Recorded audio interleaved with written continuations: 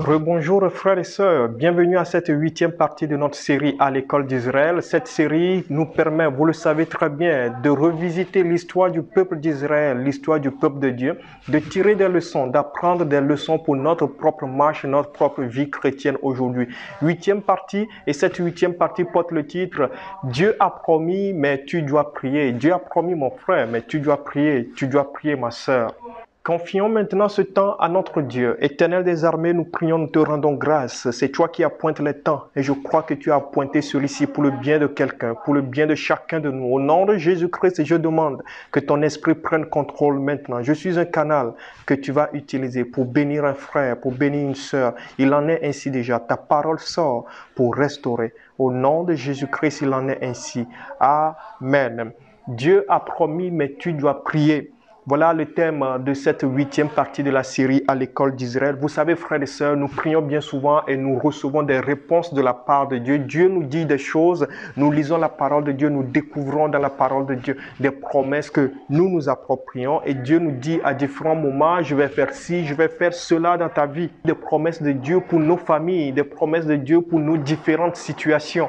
Il y a malheureusement un piège dans lequel nous tombons bien souvent, frères et sœurs, c'est que nous nous disons, Dieu a promis, donc ça doit absolument se réaliser. Dieu a promis et donc ça doit absolument s'accomplir. C'est vrai, Dieu a déclaré dans sa parole, lorsque vous lisez Jérémie le chapitre 1, le verset 12, je lis dans la version Louis II, oui, tu as bien vu, Dieu parlait à Jérémie, tu as bien vu car je veille sur ma parole pour l'exécuter. Oui, c'est vrai, Dieu veille sur sa parole pour l'exécuter. Ce qu'il a dit, il accomplit. Mais une chose que nous devons comprendre, c'est que les promesses de Dieu, les promesses de notre Dieu pour nous, frères et sœurs, impliquent de l'opposition. Les promesses de notre Dieu impliquent des blocages et c'est le premier point qu'il faut retenir aujourd'hui, frères et sœurs. Les promesses de Dieu impliquent des oppositions et des blocages. Retournons à l'histoire du peuple de Dieu, à l'histoire d'Israël. Dieu avait promis une terre où coule le lait et le miel à son peuple. Il les a fait sortir d'Égypte pour les faire entrer sur cette terre de Canaan. Mais vous savez, frères et sœurs, que le trajet entre l'Égypte et Canaan n'a pas été un long fleuve doux et tranquille. Le peuple a eu à faire face à des blocages, le peuple a eu à faire face à des oppositions. Frères et sœurs, nous devons comprendre absolument que lorsque Dieu nous fait des promesses, avant que les promesses ne se réalisent, il faut qu'on passe par des moments de blocage, des moments d'opposition. Ne faisons jamais l'erreur de penser que parce que c'est Dieu qui a promis, alors tout devrait aller comme sur des roulettes. Au contraire, une certitude que nous devions avoir, c'est que les promesses de notre Dieu pour nous impliquent des oppositions et des blocages. Sur le chemin de l'accomplissement de la promesse, il y a la mer Rouge à traverser. Tu auras la mer Rouge à traverser. Il y a les murailles de Jéricho qui doivent s'écrouler. Les murailles de Jéricho se dressent devant toi. Sur le chemin de l'accomplissement de tes promesses, les murailles de Jéricho sont des blocages qui doivent s'écrouler. Il y a des peuples de vaillants guerriers, de robustes, de redoutables guerriers qu'il faut défaire. Il y a le Jourdain à traverser. Voilà toutes les péripéties que le peuple de Dieu Israël a eu à traverser dans le désert avant d'entrer sur la terre promise, avant d'entrer à Canaan. Et c'est la même chose pour nous, frères et sœurs, nous qui avons accepté le Seigneur Jésus-Christ dans nos vies, nous qui sommes les enfants de Dieu, nous qui nous réclamons peuple de Dieu et qui obtenons des promesses de la part de notre Dieu pour nos vies, frères et sœurs, avant que les promesses ne s'accomplissent, il y a des oppositions et des blocages qu'il faut subir. Il y a des oppositions et des blocages qu'il faut franchir. Nous n'avons pas du temps aujourd'hui pour revenir sur toutes les oppositions et les blocages que le peuple a eu à faire face durant le trajet d'Égypte à Canaan. Mais je vais nous rappeler une seule histoire aujourd'hui. La Bible dit, lorsque vous lisez Exode le chapitre 17, le verset 8, dans la version Louis II, Amalek vint combattre Israël à Rephidim. La Bible dit qu'il y avait un peuple, les Amalécites. Le peuple d'Amalek s'est levé et est venu combattre contre Israël. Ce n'est pas Israël qui a cherché querelle à Amalek. Non, la Bible dit que Amalek s'est levé et est venu combattre contre Israël. d'Israël. Et c'est ce qui se passe dans la vie de plusieurs aujourd'hui. Nous ne cherchons querelle à personne, mais l'ennemi ne veut pas que tu entres sur la terre promise. L'ennemi ne veut pas que tu entres à Canaan. Alors, il envoie ses agents pour te défaire. Il envoie ses agents pour te nuire. Alors, ne t'endors pas, mon frère. Ne sois pas endormi. Sois plutôt éveillé. Sois alerte et comprends aujourd'hui que Amalek est dans ta vie pour te détruire. Amalek est envoyé pour t'empêcher d'entrer dans la promesse.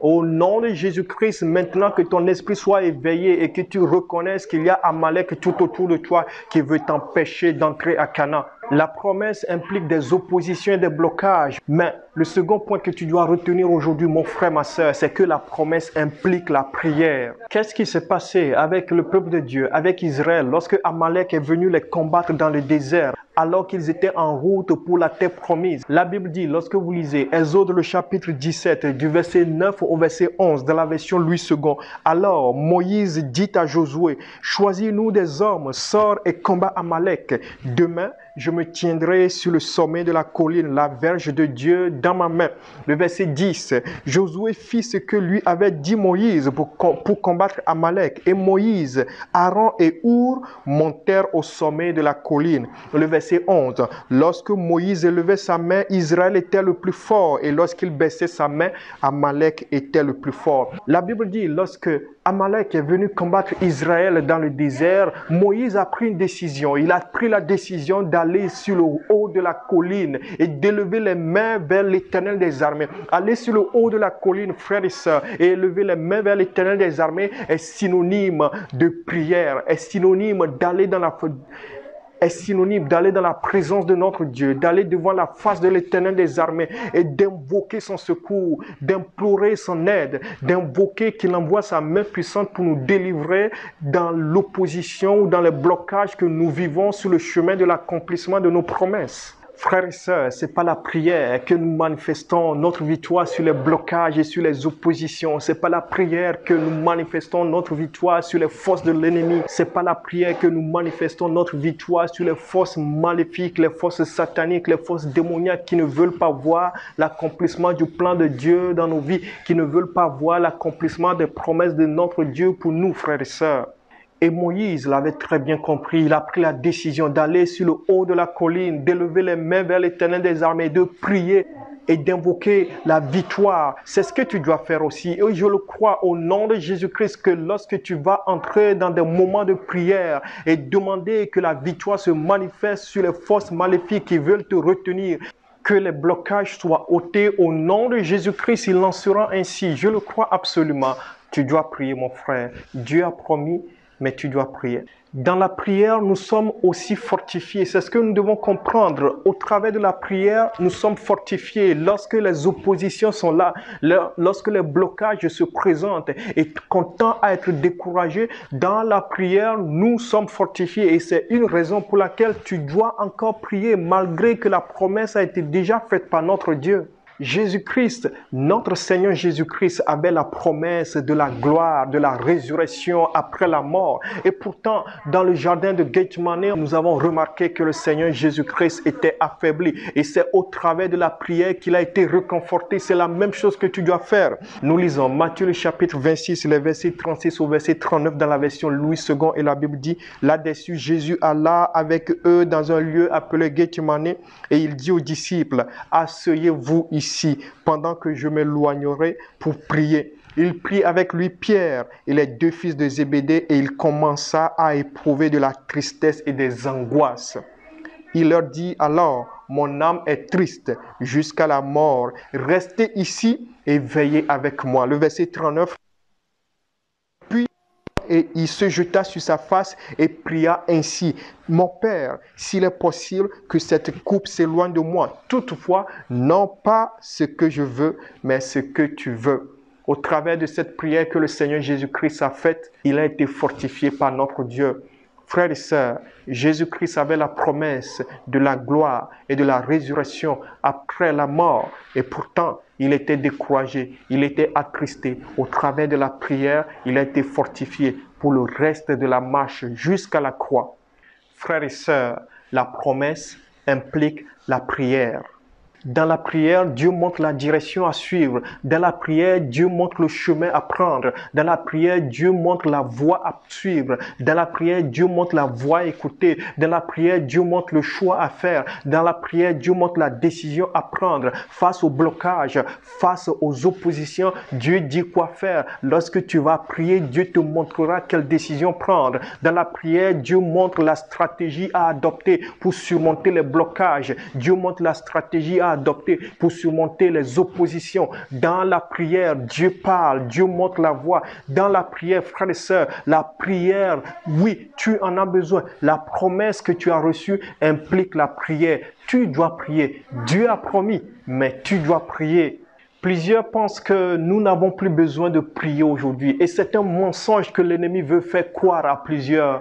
Oui, c'est un gros mensonge, mais que toi, tu dois rejeter aujourd'hui. N'accepte pas ce mensonge de l'ennemi. Vous lisez, frères et sœurs, Éphésiens le chapitre 6, le verset 18, dans la version Louis II. Et la Bible dit, faites en tout temps, par l'Esprit, toutes sortes de prières et de supplications. Veillez à cela avec une entière persévérance et priez pour tous les saints. L'apôtre Paul disait aux Éphésiens, priez mes frères, priez mes sœurs, matin, midi, soir, priez en tout temps, priez à tout moment, priez. Oui, frères et sœurs, nous avons besoin de prier. Tu as besoin de prier. Dans la prière, tu seras rassuré et fortifié. Tu as besoin de prier en entendant l'accomplissement de la promesse. Prie matin, midi, soir et sois fortifié au nom de Jésus-Christ. Et vous savez, frères et sœurs, contrairement à ce que certaines personnes pensent aussi, en fait, Dieu veut que son peuple l'invoque. Dieu veut que son peuple l'invoque, frères et sœurs. Vous lisez Psaume 50, le vers 15 de la version Louis II, et la Bible dit « Et invoque-moi au jour de la détresse, je te délivrerai. » Et tu me glorifieras. Voilà ce que Dieu dit. Invoque-moi le jour de la détresse. Je te délivrerai. Invoque-moi le jour de la détresse. Je viendrai à ton secours. Oui, mon frère, ma soeur, Dieu a promis, mais tu dois prier. On peut être très engagé dans la prière, on peut vraiment aimer la prière, on peut avoir compris qu'il faut prier en attente de l'accomplissement de la promesse, mais il arrive des moments où on est vraiment affaibli, on est découragé parce que nous sommes faits de chair et de sang. On est découragé, on est affaibli parce que le combat devient très rude, parce que les oppositions deviennent très rudes, parce que les blocages deviennent très grands, les murailles deviennent très fortifiées. On est affaibli. Frères et sœurs, je voudrais nous parler de quelque chose maintenant en retournant à l'histoire que nous avons lue tout à l'heure à propos d'Amalek qui est venu combattre Israël et Moïse est allé sur la montagne avec Aaron et Our pour élever la main, en fait pour prier l'Éternel des armées et invoquer la victoire.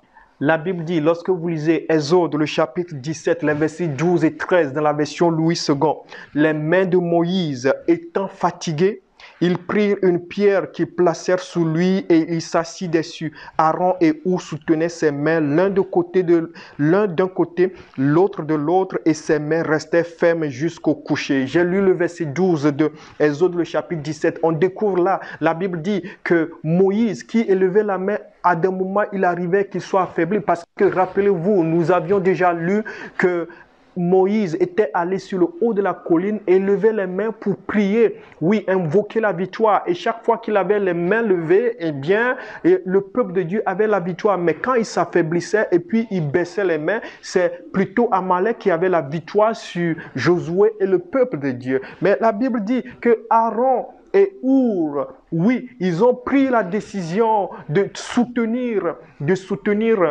Moïse parce qu'ils ont compris qu'il fallait que les mains de Moïse restent élevées. Toi, tu es Moïse et tu as besoin d'avoir dans ton entourage des gens qui sont Aaron et Our. Tu as besoin d'un Aaron, tu as besoin d'un Our dans ton entourage, mon frère, ma soeur. Et c'est ce que je voudrais t'amener à comprendre aujourd'hui. Nous avons besoin de gens qui peuvent nous fortifier. Nous avons besoin de gens qui peuvent nous soutenir dans la prière parce qu'il arrive des moments où on est découragé, on n'a plus vraiment envie de prier, mais nous avons besoin de gens qui peuvent, eux, nous soutenir dans la prière, qui peuvent prier pour nous et avec nous, qui peuvent nous soutenir, qui peuvent intercéder pour nous. Nous avons besoin de ce genre de personnes, pas des personnes dans notre entourage qui sont promptes à décourager. Il y en a qui sont promptes à décourager, toujours des paroles de découragement dans leur bouche. Et de ce genre de de personnes, je ne veux pas les avoir dans mon entourage, mais je veux plutôt des gens qui, lorsque je serai affaibli, seront capables d'intercéder en ma faveur, seront capables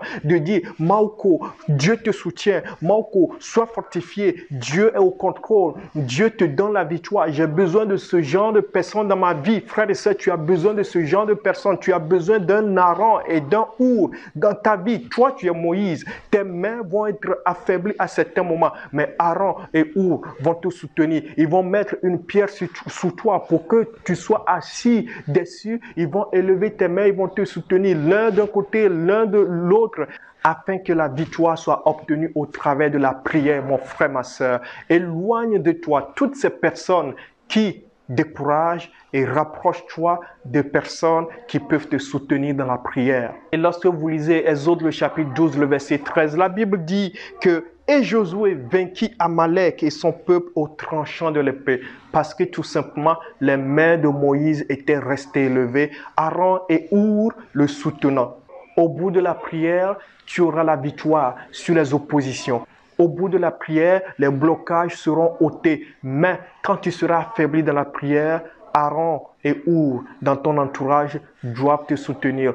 Trouve-toi Aaron, trouve-toi Our dans ton entourage. Rapproche-toi d'eux et ensemble, priez pour la victoire. Vous savez, frères et sœurs, la Bible dit que lorsque Pierre, l'apôtre Pierre, s'était retrouvé en prison, l'Église a prié, intercédé en sa faveur. Nous lisons Actes le chapitre 12, le verset 5 dans la version Louis II. Pierre donc était gardé dans la prison et l'Église ne cessait d'adresser pour lui des prières à Dieu. Je relis Actes le chapitre 12, le verset 5 dans la version Louis II. Pierre, donc, était gardé dans la prison et l'Église ne cessait d'adresser pour lui des prières à Dieu. Et parce que l'Église intercédait en faveur de Pierre, parce que l'Église priait à Dieu en faveur de Pierre, oui, Dieu a accompli un miracle et Dieu a délivré Pierre de la prison. Oui, frères et sœurs, lorsque l'Église de Dieu se met debout pour prier, intercéder, oui, les forteresses s'écroulent. Lorsque l'Église de Dieu prie, lorsque les gens prient, lorsque les gens disent Dieu intervient, oui, les forteresses s'écroulent. Et nous avons besoin, frères et sœurs, d'intercéder. Et tu as besoin de quelqu'un qui intercède pour toi. Pierre avait besoin que l'Église intercède en sa faveur. Qui intercède pour toi, mon frère? Qui intercède pour toi, ma sœur? Trouve-toi des gens qui peuvent intercéder pour toi. Tu en as besoin. Trouve-toi des gens qui peuvent prier pour toi, qui peuvent te soutenir. Au nom de Jésus-Christ, Dieu a promis, mais tu dois prier. La promesse n'exclut pas les oppositions. La promesse n'exclut pas les blocages. Sur le chemin entre Égypte et Canaan, les oppositions vont se présenter. Les blocages vont se présenter. La mer rouge est là à traverser. Oui, le Jourdain, tu dois traverser. Les murailles de Jéricho doivent s'écrouler. Tu dois battre, tu dois vaincre toutes ces nations qui vont se lever contre toi. Et lorsque Amalek vient te combattre, mon frère, ma soeur, parce qu'il ne veut pas que tu entres à Canaan, parce qu'il ne veut pas que les promesses s'accomplissent, mon frère, ma soeur, ce que tu dois faire, c'est ce que Moïse a fait. C'est aller sur le haut de la colline et lever tes mains vers Dieu en signe de prière. Oui, c'est ce que Moïse a fait. Tu dois faire la même chose. La promesse n'exclut pas la prière. La promesse implique la prière. Dieu a promis, mais tu dois prier pour voir l'accomplissement. Pour entrer à Canaan, il faut prier. Je prie maintenant et je demande que Dieu te fortifie. Que Dieu te fortifie. Oui, mon frère, ma soeur. Quelles sont les promesses que tu as reçues de la part de ton Dieu? Que fais-tu de tes promesses? Que fais-tu des promesses que tu as reçues? Est-ce que tu restes endormi? Est-ce que tu restes endormi, les bras croisés, ne faisant rien pour entrer dans ces promesses? Sinon, tu ne les verras pas s'accomplir. Parce que le malin, lui, il ne veut pas que le plan de Dieu s'accomplisse pour toi. Es-tu un homme? Es-tu une femme de prière? Es-tu affaibli dans la prière? Pries-tu pour ce que Dieu t'a promis? Si tu es affaibli, trouve-toi des gens pour te fortifier. Trouve-toi des gens pour te soutenir. Et je crois aussi que l'Esprit de Dieu te fortifie déjà au nom de Jésus-Christ et que le feu est ravivé en toi. J'espère que tu as été édifié par cette exhortation. Je demande, oui, que l'Esprit de Dieu fasse en sorte qu'elle germe en toi, au nom de Jésus-Christ. Prions maintenant, frères et sœurs. Éternel des armées, je prie, je te rends grâce pour tout ce que tu ne cesses de faire. Oui, tes bontés sont innombrables. Tes bontés sont innombrables, Seigneur. Oui, je le crois que tu as encore parlé à quelqu'un aujourd'hui. Et je demande une chose, que tu fasses grâce, que la parole porte du fruit dans le cœur de quelqu'un au nom de Jésus-Christ. Oui, tu as promis, tu as fait des promesses. Tu as dit ci, tu as dit ça à un frère. Tu as dit ci, tu as dit ça à une sœur. Mais je veux croire aujourd'hui au nom de Jésus-Christ. Oui, Seigneur, que mon frère, ma sœur comprend que tu as promis, mais qu'il doit prier. Parce que les oppositions, oui, sont attirés par la promesse. Les blocages sont attirés par la promesse. C'est vrai, nous avons la victoire, mais pour que cette victoire se manifeste, nous devons prier. On a la victoire sur le blocage au nom de Jésus-Christ. On a la victoire sur les oppositions au nom de Jésus-Christ. Mais pour que cela soit effectif dans le physique, nous devons prier et transférer du spirituel au physique ce que nous avons déjà dans le spirituel. Que quelqu'un soit fortifié en ce sens au nom de Jésus-Christ. La prière, oui Seigneur, la prière, nous en avons besoin. Mon frère, ma soeur, sois fortifié aujourd'hui. Et je demande que l'Esprit de Dieu, oui, te remplisse maintenant et que tu sois rempli de force au nom de Jésus-Christ. Et dans ton entourage, s'il y a des gens qui sont toujours promptes à te décourager, à te rabaisser, à t'éloigner du plan de Dieu pour ta vie, je demande maintenant que toutes ces personnes s'éloignent de toi au nom de Jésus-Christ et que Dieu t'envoie plutôt des gens qui sont capables de te soutenir, que Dieu t'envoie des gens qui sont capables d'intercéder pour toi, de te fortifier dans la prière au nom de Jésus-Christ. Au nom de Jésus. Merci. Merci de fortifier un frère. Merci de fortifier une sœur. Au nom de Jésus-Christ, nous avons prié. Amen. Sois abondamment béni, mon frère, ma sœur. La grâce surabonde au nom de Jésus-Christ. Amen, amen. C'était la dernière partie de notre série à l'école d'Israël. Et si vous avez manqué les vidéos ou bien les messages précédents, je vous invite à aller les retrouver sur notre chaîne YouTube ou encore sur la page Facebook. Vous les avez. Vous serez abondamment béni. Je le crois absolument pas. Toute cette série à l'école d'Israël, ça fait 8 messages au total. Chacun des messages vous sera bénéfique au nom de Jésus-Christ. Amen, amen. Bien de bénédictions, frères et sœurs. Si vous avez été édifiés par cette exhortation aujourd'hui, n'hésitez pas à la partager avec quelqu'un et n'oubliez pas de mettre un commentaire, d'aimer la vidéo et abonnez-vous à la chaîne YouTube, abonnez-vous à la page Facebook et suivez-nous également sur Instagram et sur TikTok et également sur Twitter. Les bontés de l'Éternel surabondent. Bien de bénédictions, frères et sœurs. À la prochaine. Bye bye.